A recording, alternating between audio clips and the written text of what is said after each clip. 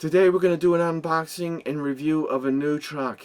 We got the INGQU SL-119A.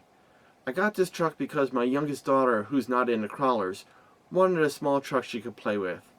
I was looking at one of the variants of the 16889 brushless version, but one day while I was on Amazon I saw this truck and it was $100, but it had a 50% discount.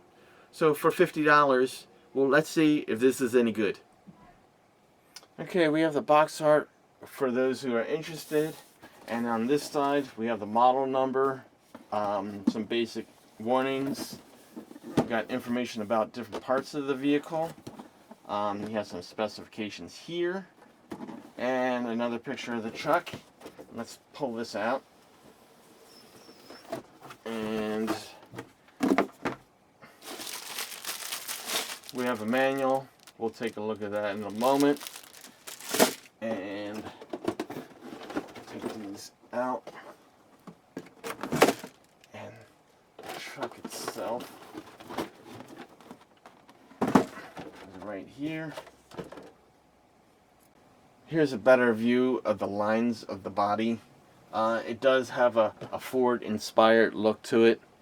I do like the paint splatter. It's not overly done, and the nice stripe on the front. We take the top off here. Oop! I'll activate your warranty and get a free gift. We'll see about that. Here's a closer look at what you get under the hood. You get a 3-size-90 motor with heatsink. You have a 2-in-1 ESC receiver. The servo is a 5-wire, so no easy path to upgrade. And the battery, which was listed as a 2-cell lithium ion, is actually a 2-cell lithium polymer. So that's a plus. It also has the DIN connectors on it. The suspension arms and steering linkage is made out of a flexible plastic, which means it should bend instead of breaking. Here's a closer look at the metal steering hubs. Here's a closer look at the servo and its bell crank. It looks like there's a metal arm in there, but don't get too excited. It's just metal colored plastic. Four-wheel drive is provided by a shaft that runs down the spine of the truck. Here's a better look at the bottom of the A-arms. They're pretty beefy for the size. Also, the power switch is located on the bottom. All the hardware is Phillips heads, and only 12 of the Phillips head screws are on the bottom of the chassis. This is the most basic radio controller I've seen in a good long time. It does take 3 AA batteries. There's an on-off switch. It does have a foam steering wheel, which feels good.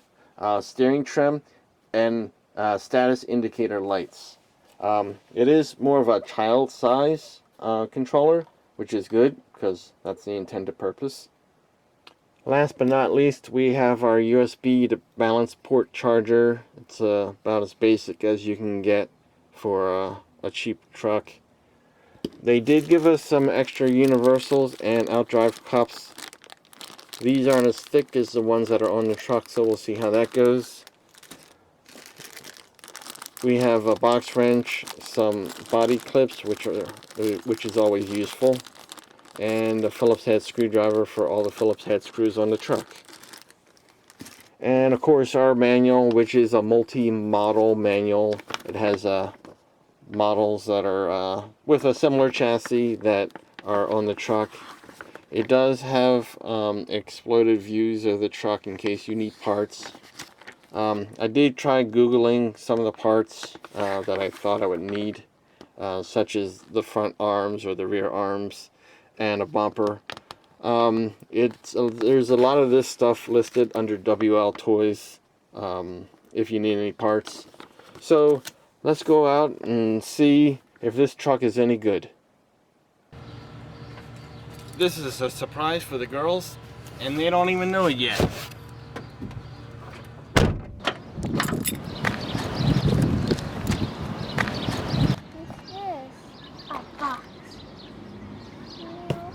Take it out.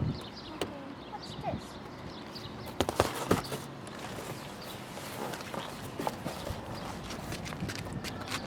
Huh? What do I do? Oh, okay. Put it down over here. Okay. We're gonna open it. I Right? found something over there. Uh-oh. Okay, put it over there. Ooh, a new truck. Wow.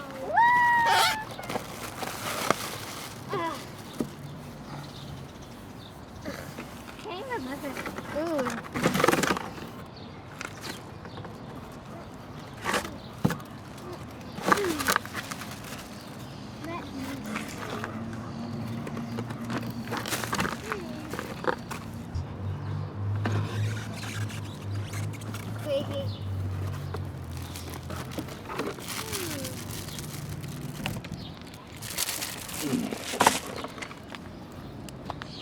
Take the sides out.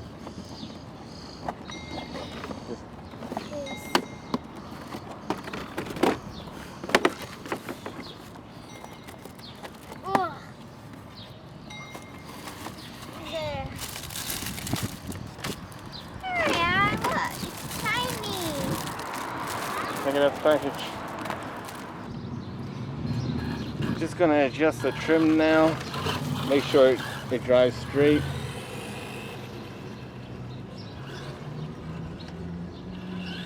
And it seems to pull to one side. Let me see. Alright, the GPS on my phone is zeroed out. It's ready for the race, and we're going to begin. See how fast it can go. A race?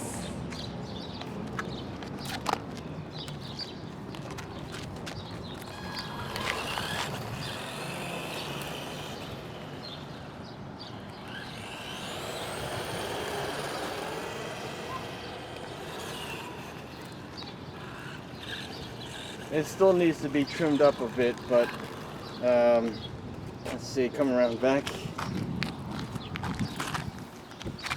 Top speed, it says 15 miles an hour. Right there. Can you see that? Or maybe not. There we go. 15 miles an hour. Let's see.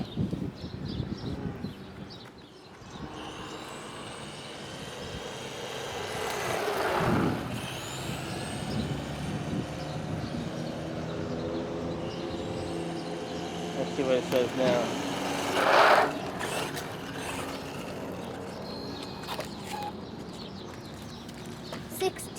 Oh, now it's up to 16 miles an hour.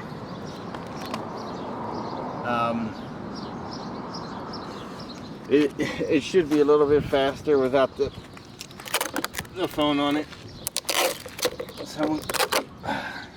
So 16 miles an hour. The battery's still new, so we don't know if that's gonna get any better or not.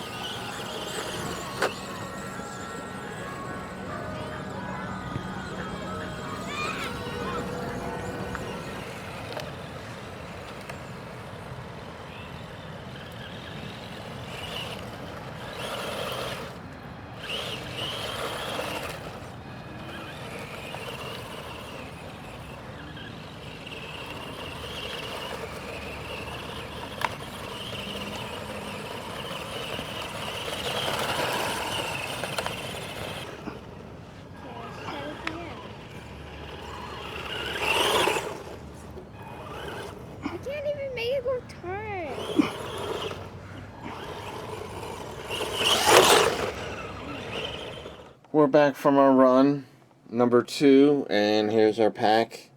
We have it hooked up to the Hobby King power analyzer, lipo tester, yada yada yada. And we checked the lipo, and the voltage is way off. And these are cell voltages. So 371 for the first cell and 3.16. So one of these cells is faulty, and yeah, this is not a good sign. I would rather have a lithium ion that was well balanced rather than having this lipo, which is, as you know, dangerous. In an effort to tune the shocks, I decided to add grease inside the shock bodies. Here's the stock rebound, and here's the grease filled. It did make a huge difference in the handling of the truck. Even with the wheels off the ground, the steering servo just doesn't have enough torque to center itself after turning right.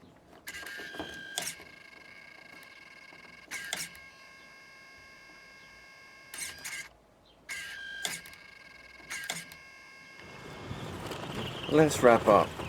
For those that are getting this truck and new to the hobby, they will be disappointed. The biggest letdown is the steering servo. While these things can be upgraded, it wouldn't be worthwhile considering the cost of a new steering servo, ESC, and radio. I realize the issues that I experienced may be limited to my truck, but I recommend that you'd spend another $30 or $40 more for a different truck. If the manufacturer wants to send me out another truck, I will update my review. And thanks for watching.